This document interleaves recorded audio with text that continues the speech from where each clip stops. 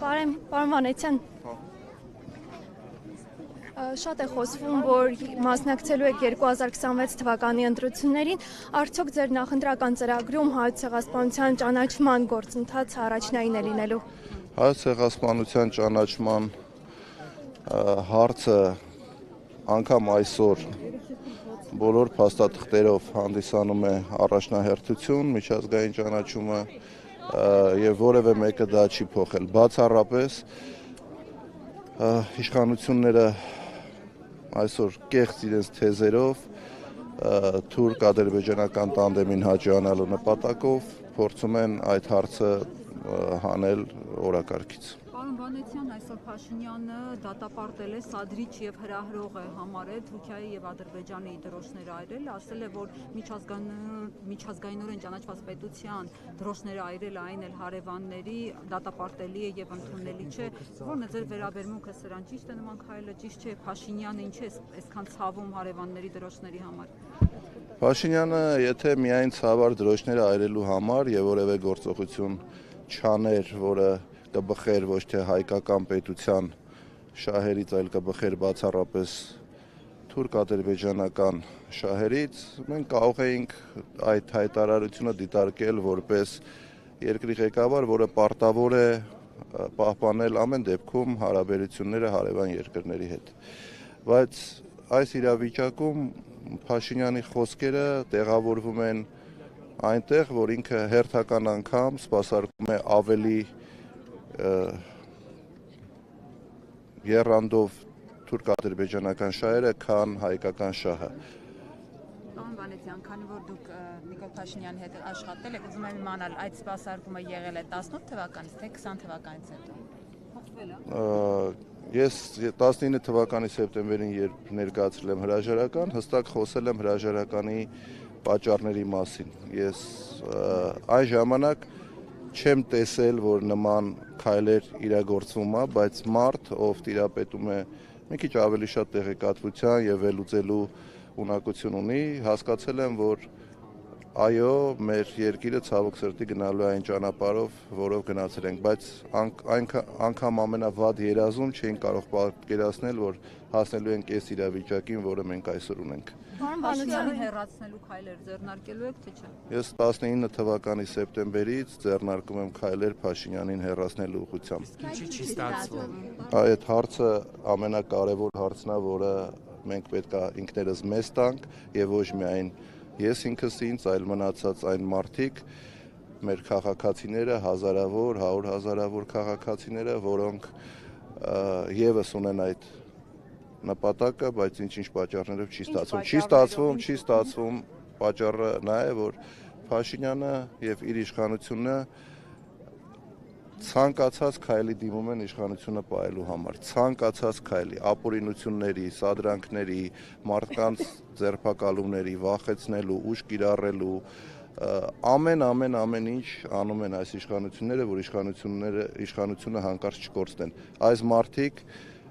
իշխանությունը համարում են իրենց անվտանգության երաշխիքը մեկ եւ երկրորդ ամենակարևորը իրանք վայելում են իշխանությունը, ոչ թե ծառայում են ժողովրդին։ Ուստի նրանց համար իշխանություն կորցնելը հավասար է մահի ճակերտների մեջ, որովհետեւ ոչ մի բան չունենալով, ոչ մեկ չլինելով այսօր նրանք հարստացել են, նրանք ունեն լծակներ, նրանք ունեն մեծ պահակախմբեր, որոնց միջոցով շրջում են ամենտեղ։ Ուստի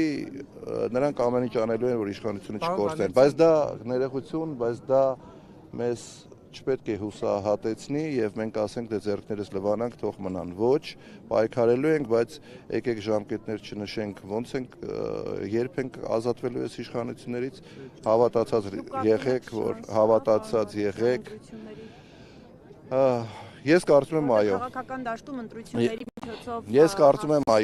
կարծում եմ այո, որ կա հնարավորություն ընտրություններով ազատվել այս իշխանություններից, որը ցույց տվեցին տեղական ինքնակառավարման մարմինների ընտրությունները, հատկապես վերջի Գյումրիում եւ Փարաքյարում անցկացված, մինչ այդ, եթե կհիշեք, տեղական ինքնակառավարման մարմինների տարբեր համայնքներում եւս եղել են ընտրություններ եւ ընդդիմությունը եւս ունեցել է հաջողություն եւ հաղթանակ։ Հիմա բայց քննադատում են Մարտուն Գրիգորյանին, որ ձայները տվեց Վարդան Ղուկասյանին, հատկապես ԿՊԱ-ական հատվածը ասում է, որ այլ բաներ հայտարարում, բայց իրենց ասածը ճիշտ դուրս եկավ, որ ըստ էության բոլոր առաջադրված ուժերը իրենց ձայնը վերջում տալու են Վարդան Ղուկասյանին։ ԿՊԱ-ական շրջանակների քննադատությունը կարելի է ընդունել որպես ինչ-որ լավ բան, ոչ թե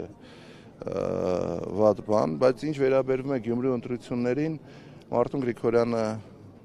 այդ առիթով հանդես է եկել մանրամասն հայտարարությամբ եւ բացատրել է իր դիրքորոշումը, որը ես ամբողջովին կիսում եմ։ Դուք ձեր քաղաքականությունը պատրաստում եք 26 թվականի ընտրություններին։ Բայլակ ջան պատասխանեցին նոր այդ հարցին։ Ասում եք 2026-ի հերթական ընտրություններ իմպիչմենթի հնարավորություն։ Ես ասել եմ, որ չբացառելով փողոցային պայքարը եւ մնացած գործիքները, որով հնարավոր կլինի հեռացնել այս իշխանություններին, ամեն դեպքում որպես քաղաքական ուժ մենք բոլորս պետք է պատրաստվենք 26 թվականի ընտրություններին, բայց նորից եմ կրկնում, առանց բացառելու փողոցային պայքարով կամ իմպիչմենտի միջոցով այս իշխանությունների հեռացումը։ Պարոն Վանեցյան, գետնին հրապարակը կլծվի, ինչու չլծվեց կամ ինչու, եթե հնարավորություն Ներողություն։ Նույն հարցը ինձ այդ ժամանակ տվել է 2 տարի առաջ Ազատության մեր շատ սիրելի լրագրողներից մեկը, հիմա նույն հարցը տալիս եք դուք, այդ հարցի հետ կապված եղել է այն ոնց է կոչվում փաստերի ստուգման հարթակը, որը ինձ գիտեք իմ նկատմամբ ինչ վերաբերմունք ունի, արել է մանրամասն մեկնաբանություն եւ ցույց է տվել, որ դա իշխանական քարոզչական մեքենայի հերթական սուտ տեղեկությունն է։ Պարոն Վանեցյան, այս կապված մի բան էլ ձեզ հարցնեմ, ամեն դեպքում քվեները ապահովեցին ընտրվեց, բայց իշխանական հատվածից ասում են, որ այդ համագործակցությունը չի լինի, քանի որ կոալիցիա չի, այսինքն ուղղակի աջակցեցին եւ այդպես նրան ընտրեցին, այսինքն դուք ինչ եք կարծում, կհաջողվի դիմադիր ուժերին կամ կա այդ քաղաքական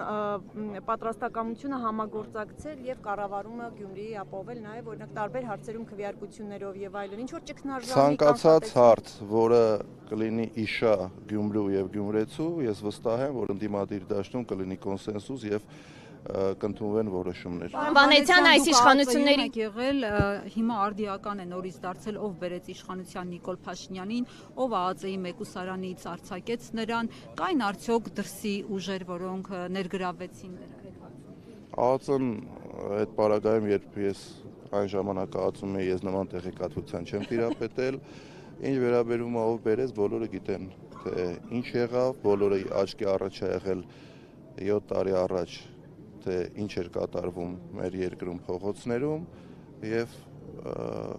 ստեղծվեց մի իրավիճակ, երբ Նիկոլ Փաշինյանը կարողացավ վերցնել իշխանությունը։ Իրանների թիմակիցները մեղադրում հանրապետականին այդ ես այդ քննարկումներին չեմ մասնակցում, այդ թեզը չեմ կիսում եւ առհասարակ փորձում եմ դրա մասին չխոսել, որովհետեւ իմ կիսում եք Սերժ Սարգսյանը ասում է 18-ին իշխանազավթում է եղել։ Որպես քաղաքական գնահատական այո, որպես իրավական գնահատական ոչ, որտեվ ես մշտապես քաղաքական եւ իրավական գնահատականները տարբերում եմ։ Շնորհակալ եմ բոլորիդ, լավ եղեք։